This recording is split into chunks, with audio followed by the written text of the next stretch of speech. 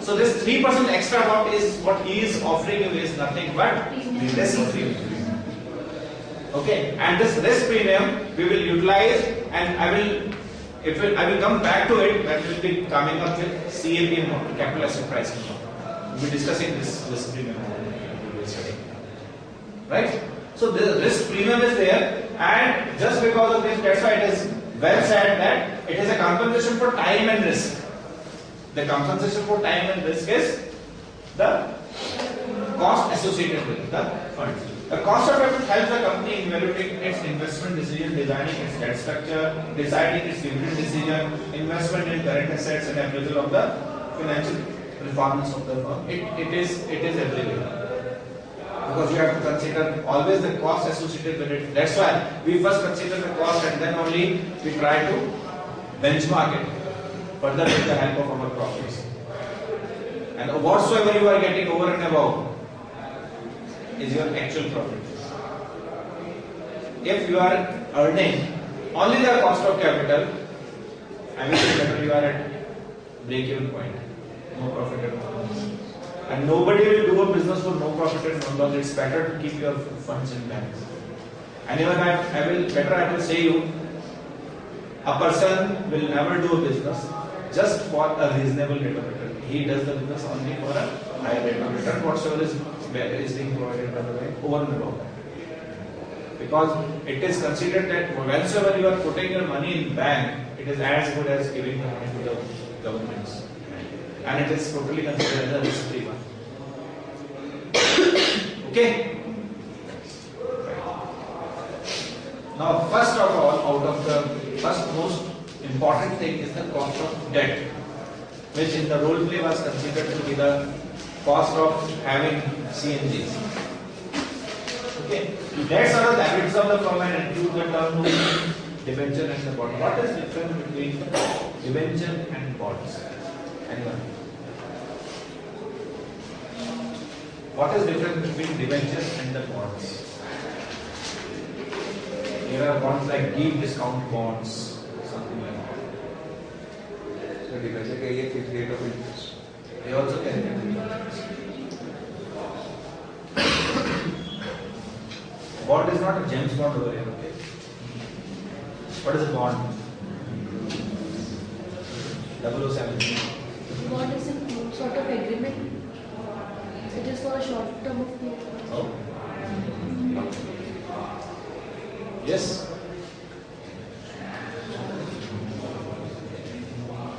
Have you heard this terminology bonds? Yes.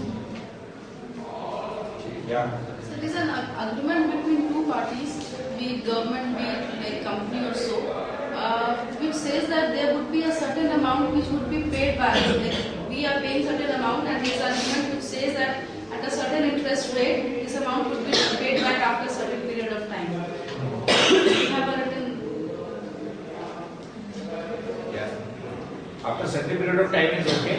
And further, doing this in different debentures are normally issued by the corporates. Bonds are issued by the loans. Okay.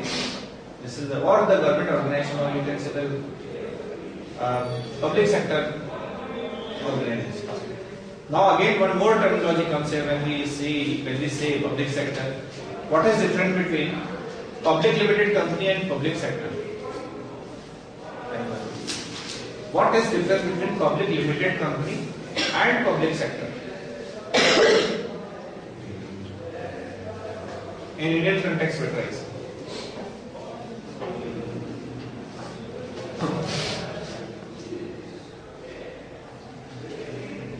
Okay, let me tell you. Public limited company itself can be divided into two parts in Indian context. One is closely held company, other is widely held. In India, you can open a public limited company with 7 members, and not more than 7 people are required to open a public limited company. These 7 members can operate the company as such, no problem is there. Okay, and if the number is so less, there is no need to get the company's shares listed in the stock exchange. When you go for a public issue, then first most requirement is that you have to get your company, your securities listed in the stock exchange. Why? In order to facilitate the liquidity among them, the prospective shareholders will be purchasing your shares. If they want to sell off your shares and they don't have any market to sell it off, it will be difficult for them. So that's why, and those companies who have gone for a public issue are called widely held. Means they are held widely by number of shareholders around. Got the point? This is the reason. And the closely held company means the company whose shares are not listed in the stock exchange and the shares can be transferred from one person to another, or there may be a restriction of transfer of shares also in such cases. If the company is closely held. So this is a difference. And I suppose you know the difference between the shareholders and the stakeholders also. That was made clear in the Indian session. Okay? Fine. So when we are talking of debts means something you have taken from outside. It means it's a liability of the company to pay it off. Though equity shareholders and equity shares of capital are also the liability of the company because companies have a distinct entirety from the shareholders. So the paying off of the equity shareholders is also a liability, no doubt in that. But still, the real outsiders are those to whom we have to pay interest even if we are having losses. At least insiders will not tell you to just pay us the cost of capital even if there are losses. Means the shareholders can never say that. So debenture holders are said to be the real liabilities. The term loans are taken from the banks and the financial institution for a specific period of time at a certain rate of interest having maturity period more than 3 years. Debenture and bonds are a debt instrument issued by the corporate to the public institutions or the institutions at a specified rate of interest, specified period of time, creating creditors. Debenture or bond may be issued at par, using or discount, whatever. There are certain bonds which are issued at par but are redeemable at a very high premium. Or you can say they are issued at discount and redeemable at par or something like that. For example, if 100 rupees bond is there, the institution will charge from you 70 rupees, and at the time of redemption you pay entire 100 rupees. So this is something which is called, these are called deep discounted bonds. Okay, because there are huge discount at the time of issue and they are redeemable at par. So the difference amount, and they don't bear any interest afterwards because this is the amount of interest they are being paid. This discount is nothing but the cost of issue of debt. These type of bonds. The rate of interest at which the debt is issued is the basis of calculating cost of any type of debt. Now, further coming, the explicit cost of debt is KB, or better I say KB is the cost of debt before taxes. Is the discount rate at which equates the present value of the cash flows to the creditor, that is suppliers of the debt, with the current market price of new debt issued. KB can be solved with the help of the following formula. This is the one by which you can solve the KB. Means it is the interest plus the something premium you are getting. And no need to write this formula further. I will give you these formulas. Now this is the one which needs your attention. After tax cost of capital, it is written by KD.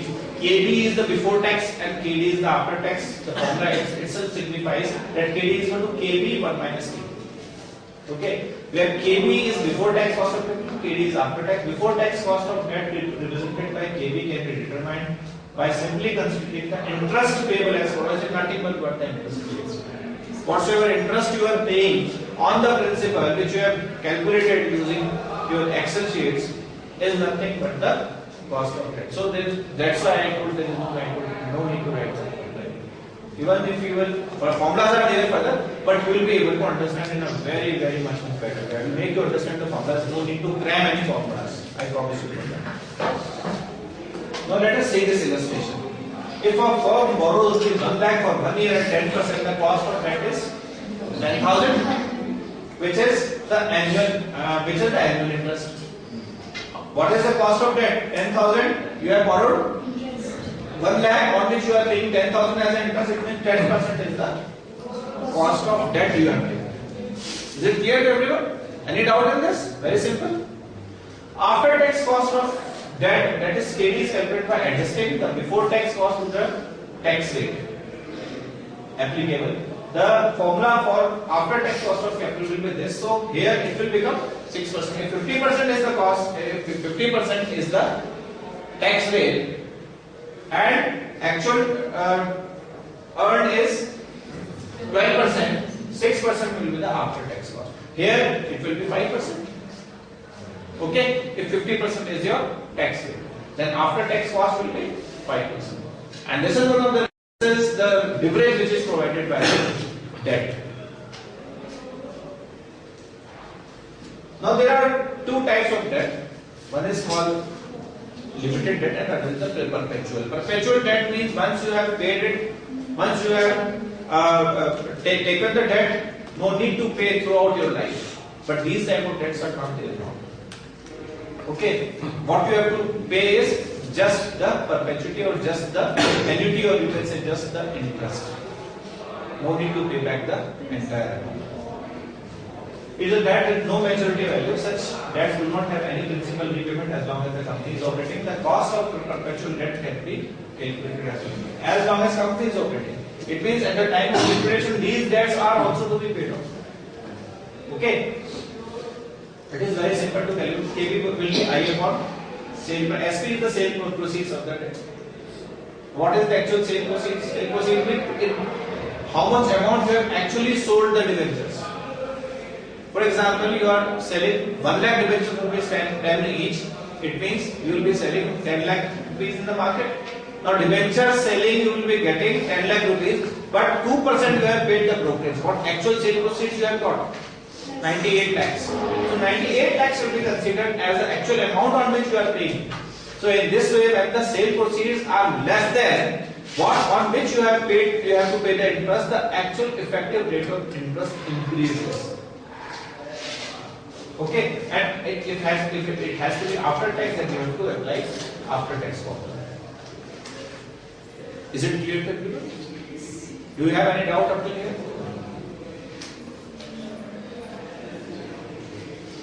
Redeemable debt. Redeemable debt means it has a maturity. After a certain period of time, that debt has to be redeemed or that debt has to be repaid. Now, the redemption, as I have previously told you, can be at par or at on the discount redemption are normally not. And in general, there is no perpetual debt nowadays because it is only the redeemable debt which is to be considered. Now see here, you might be seeing some complexes in the formulas, but don't worry, I will be able to make you understand this. Now see, this is the interest. Now if I have to pay some amount more than what I have taken, is a premium on redemption. Suppose if I have issued the debt at rupees 100, while paying off the debt, I have promised that I will pay